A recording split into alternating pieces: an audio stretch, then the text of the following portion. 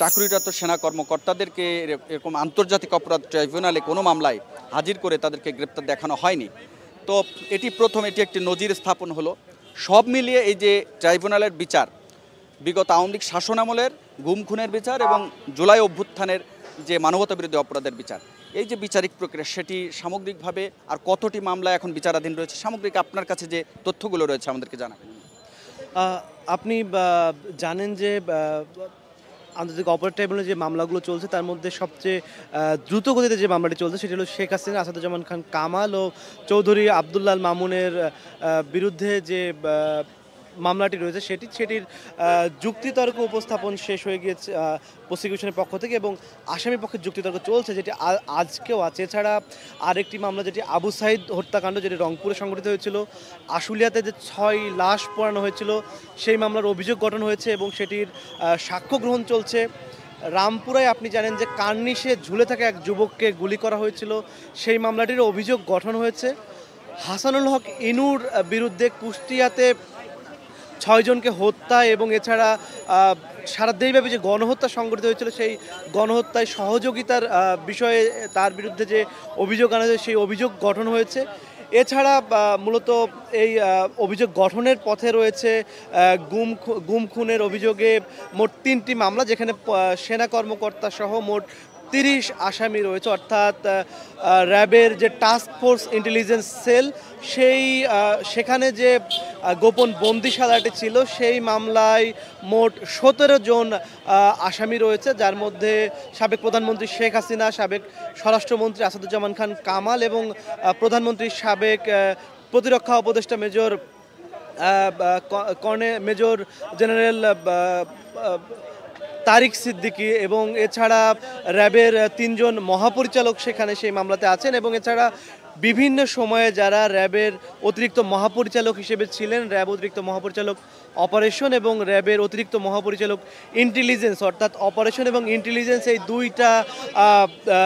দুইটা বিভাগ যারা পরিচালনা করতেন, যে অতিরিক্ত মহাপরিচালক, তারা সবাই মূলত সেনাবাহিনী থেকে আসা ঊর্ধ্বতন কর্মকর্তারা এই 2টি বিভাগ পরিচালনা করতেন। এবং এই 2টি বিভাগের নেতৃত্বেই মূলত যে গুম এবং বিচার বহির্ভূত হত্যাকাণ্ডগুলো সংঘটিত হতো সেটি র্যাব অপারেশন এবং র্যাব ইন্টেলিজেন্সের আন্ডারে, যার কারণে এখানে যে সেনা কর্মকর্তারা ছিলেন তাদেরকে এই মামলায় আসামি করা হয়েছে। এবং এছাড়া র্যাবের অতিরিক্ত মহাপরিচালক 3 জনকে এই মামলায় আসামি করা হয়েছে। এবং এছাড়া আরেকটি যে মামলা গুমের রয়েছে, আমরা যেটি জানতে পেরেছি যে ডিজিএফআইয়ের যে গোপন বন্দিশালাটি ছিল সেটি জয়েন্ট ইন্টারোগেশন সেল, অর্থাৎ JIC, সেই সেলটিকে মূলত আমরা আয়নাঘর হিসেবে চিনি। সেই আয়নাঘরে রাখার সাথে জড়িত ছিল যে সেনা কর্মকর্তারা, তাদের বিরুদ্ধে যে মামলাটি হয়েছে সেখানে 13 জন আসামি রয়েছেন। সেখানে 2 জন বেসামরিক, এর বাদে বাকি 11 জন মূলত সেনা কর্মকর্তা। 2 জন যারা সেনা কর্মকর্তার বাইরে, দুঃখিত, 1 জন শুধু সেনা কর্মকর্তার বাইরে, তিনি হলেন শেখ হাসিনা সাবেক প্রধানমন্ত্রী, এবং আর একজন তিনি TFI সেলের মামলাতেও আছেন, তারিক সিদ্দিকী।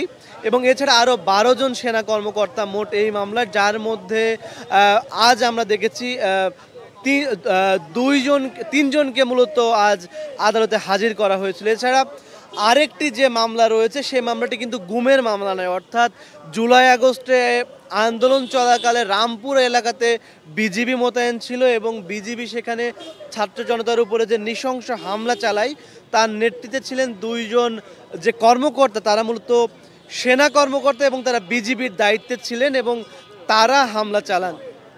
তার মধ্যে ছিলেন কর্নেল রেদওয়ান এবং কর্নেল রাহাত বিন আলম, আমি যদি ভুল না করে থাকি। এই 2 জন, তাদেরকে মূলত এই মামলাতে আজ আদালতে হাজির করা হয়েছে। এবং যারা মূলত এই 3টি মামলায় পলাতক রয়েছে তাদের হাজিরের জন্য পত্রিকায় বিজ্ঞপ্তির নির্দেশ দেওয়া হয়েছে এবং এই মামলার পরবর্তী শুনানি মূলত 20 নভেম্বর অনুষ্ঠিত হবে। এবং এই মামলা যারা আসামি আছেন, আসামি পক্ষের আইনজীবীরা কিছুক্ষণ আগেই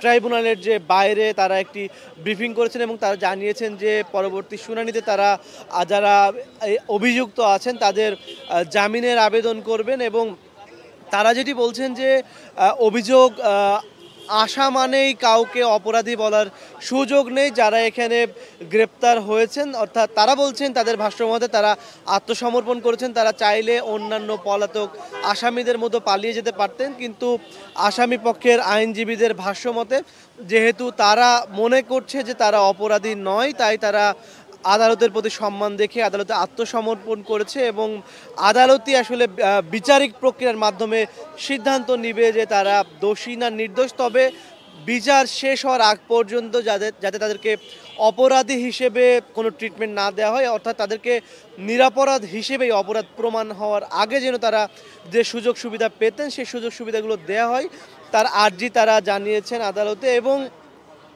যারই ধারাবাহিকতায় সম্ভবত আমরা আঁচ করতে পারি যে তাদেরকে কড়া নিরাপত্তায় এবং অত্যন্ত বিলাসবহুল প্রিজন ভ্যানেই আজ আদালত প্রাঙ্গণে। আপনাকে ধন্যবাদ, অনেক তথ্য জানাচ্ছিলেন আমাদের সহকর্মী ইমন মাহমুদ।